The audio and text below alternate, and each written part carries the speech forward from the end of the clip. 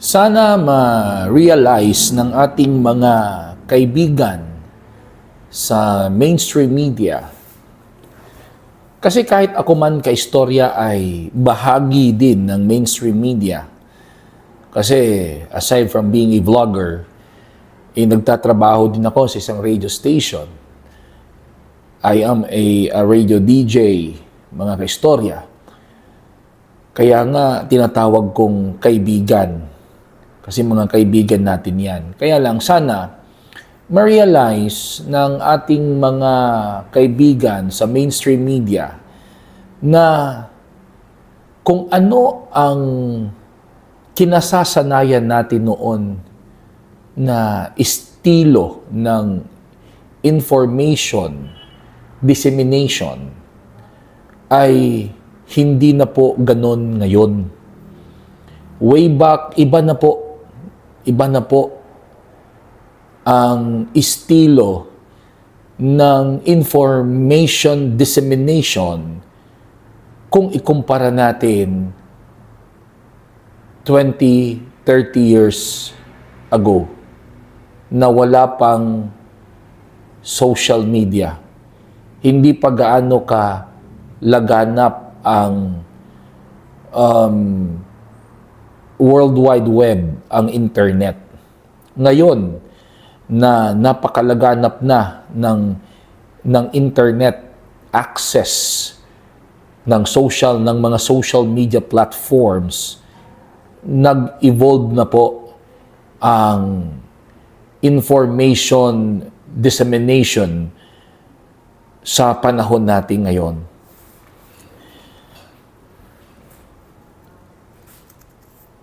Tingnan natin yung isang interview ng isang TV network sa isang senatorial candidate na si Congressman Marcoleta, na kung saan inireklamo ni Congressman Marcoleta ang mainstream media.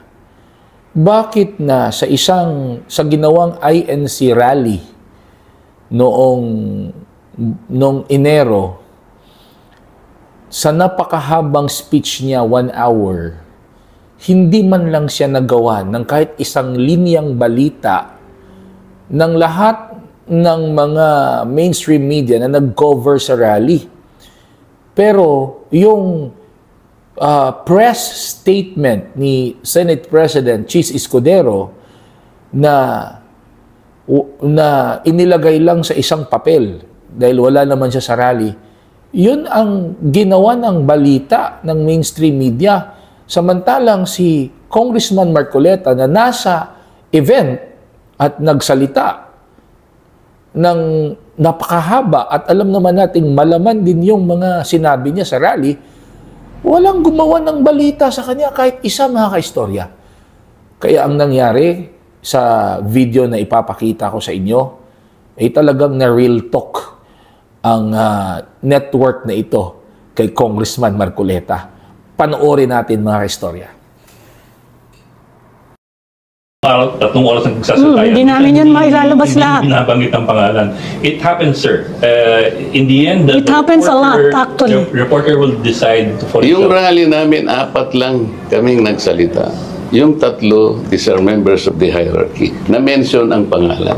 No, so parang sinasabi niyo po na left out kayo. Ako ang nagsalita ng pinakamahaba na 1 hour. I provided the context.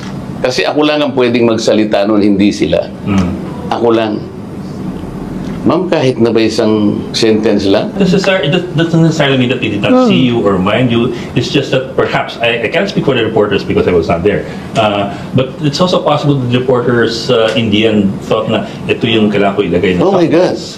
quotes. Ang lalaki ng billboard na yan. And this rally reverberated in the entire country because there were 13 other areas. The first is in Luneta. There are other 12 areas. Kaya nga. In Mindanao, andun ako lahat. Okay. Tapos hindi man lang ako na... Why would you not mention me, madam? Why so? Hindi ko po alam yun. Hindi, yun ang inaano ko. Kaya nga sinasabi ko, kasi maganda yung tanong ni Ma'am Sylvie. Hindi ka ba atras kasi ano? So how can you tell this? How do you describe what's happening in this country? So you don't believe in the survey? Not anymore. You think po ay naaapektuhan yung pulso ng masa sa pag mga lumalabas na survey? Nakakaapekto po yun? Yun ang aking ikinalulungkot at ikinatatakot. It could be a mind-setting strategy. Kasi, pero pag nagano kayo ng online ngayon, tingnan nyo yung mga ano ng online na bakit ako'y palaging #1 sa online naman. I'm not saying na totoo rin yun, but tingnan naman ninyo, wala ako doon. Pero pasok kayo sa online. Pagkatapos sa online, #1 ako. I just have to take note of this particular point kasi we cannot just say na palibasa hindi po lumabas yung pangalan niyo doon sa dyaryo. Hindi ibig sabihin po na kayo'y single out. What does that Yun. mean? Hindi po, that does not mean that you were singled out. Hindi po kami nagsisingle out ng kahit sino. I think that's also unfair Yes. to talk to reporters and editors that way po. I'm sorry, but And I am talking about 8 reporters. yes, sir. Nag-isa yung isip nila na hindi nila ako nakita. I spoke for at least an hour. Escudero was not there. At nag-send lang siya ng text message. Reaction He na earned kay 8 pages of that report. I don't know how we'll justify that. Sir, I'm not saying na, well, I guess baka say baka. Hindi po kami nagsisingle. I promise you, hindi But nagsisingle how out ng would you, Philippines. Tatlong oras ang nagsasalita yan. Hindi namin yun. Nakita nyo ang nangyari? O di ba? Hindi na-shock sina Ed Linggau at ang mga kasama niyang mga journalist sa Real Talk ni senatorial candidate Congressman Marcoleta. Hindi nga nila masagot-sagot eh. Ang tanong ni Congressman Marcoleta ay napakasimple lang naman. Bakit walang gumawa ng balita sa akin na nagsalita ako doon ng mahigit 1 oras, wala man lang akong natanggap na 1 linya ng balita mula sa inyo, sa inyong mga mainstream media, samantalang kay Cheese Escudero na nagpadala lang ng press statement ay may mga balitang lumabas sa kanya. Oh, hindi nila masagot yon. Hindi na real talk sila, mga kaistorya. Pero bago tayo magpapatuloy sa ating gagawing balitaktakan, ay uminom muna tayo ng Genesis Organic Spirulina. Ito kasi yung nagpapalakas sa akin, mga kaistorya. Kasi ito ay isang natural food supplement.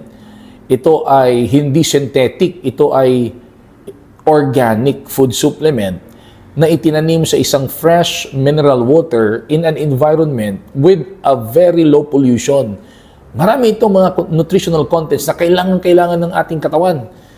Kaya lagi nating iniinom to. Mabibili ito sa online at sa mga Mercury Drug Stores and pharmacies nationwide.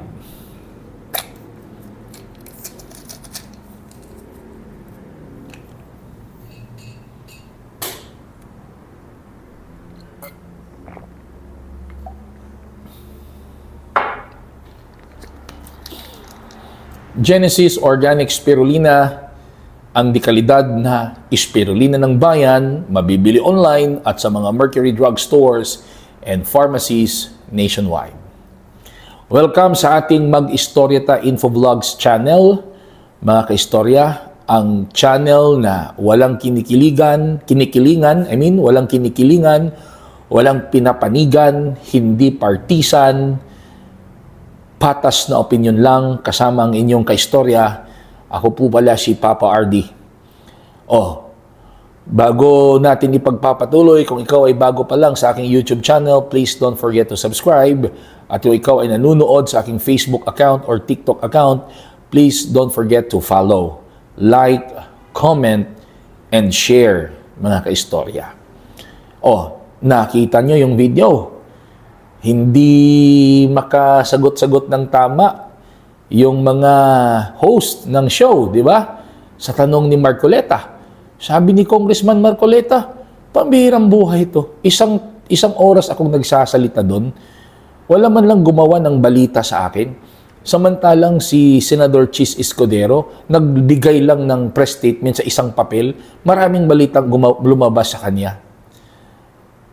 Anong punto ko doon? Anong opinion ko doon, mga kaistorya? Ito. Sana ma-realize ng ating mga kaibigan sa mainstream media na iba na ang panahon ngayon.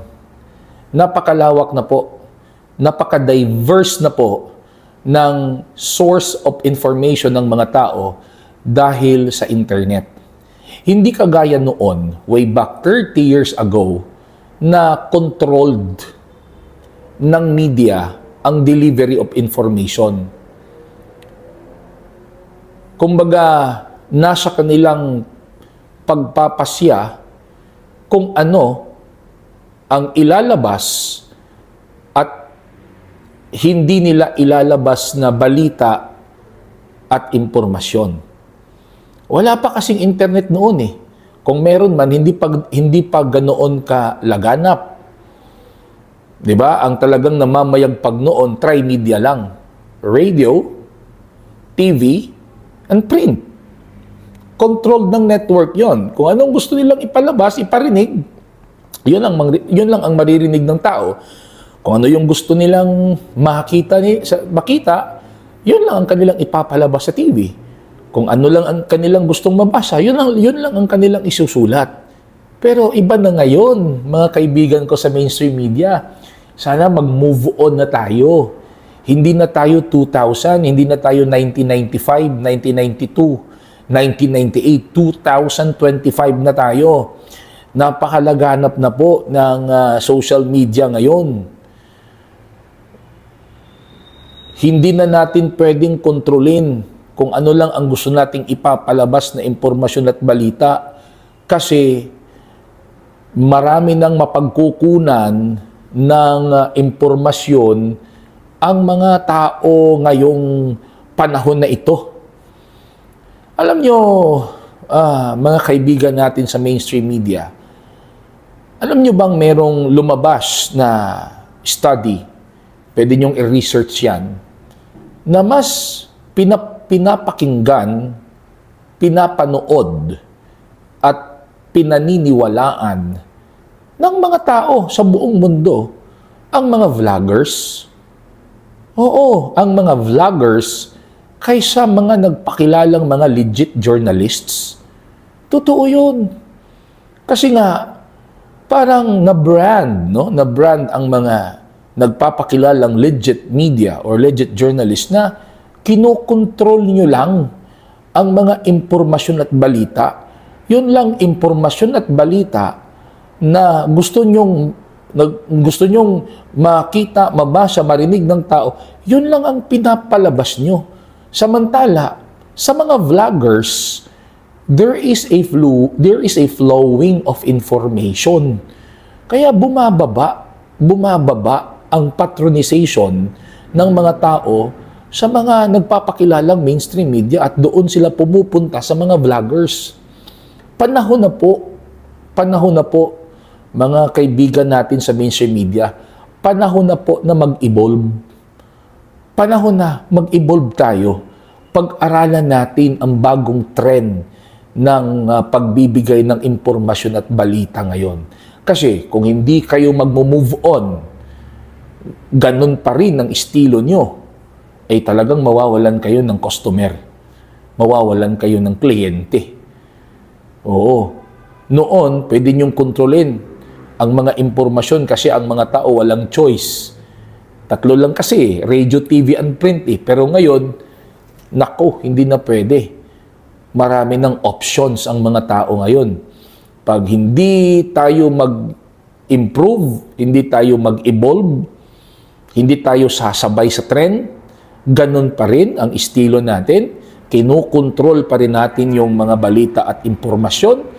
Ito, pagmamalasakit ko, mawawalan tayo ng customer, mawawalan tayo ng clients, bababa ang ratings natin, bababa ang engagement natin, ang viewers natin, mawawalan kayo ng mga advertisers. Hindi mabuti sa business yan kapag ka ganun. Pero, hindi pa naman huli ang lahat. Subukan nating sumabay sa trend. Subukan nating sumabay sa evolution para makabawi tayo. Mga kaibigan sa mainstream media. Yung ginawa Congressman Marcoleta, napaka real talk yun. Sana mapanood yun ng lahat ng mga kaibigan natin sa mainstream media na it was an eye-opener. Yung mga sinabi ni Congressman Marcoleta doon, it's just like saying na kayong mga mainstream media, huwag niyong kontrolin ang mga impormasyon at balita. Ilabas niyo lahat. I-present niyo lahat, both sides. Left, right, black, white. I-present niyo. Huwag niyong kontrolin ang impormasyon. Bahala na ang taong bayan na mag-decide. Yun ang mensahe doon sa sinabi ni Congressman Marcoleta, mga kaistorya. Ano masasabi nyo sa pinag-usapan natin ngayon? Please write your comments below, mga kaistorya. At kung ikaw ay bago pa lang sa aking YouTube channel, please don't forget to subscribe. At kung ikaw naman po'y nanunood sa aking Facebook account or TikTok account, please don't forget to follow, like, comment, and share. Hanggang dyan na lang po at maraming salamat. Magandang araw sa inyong lahat.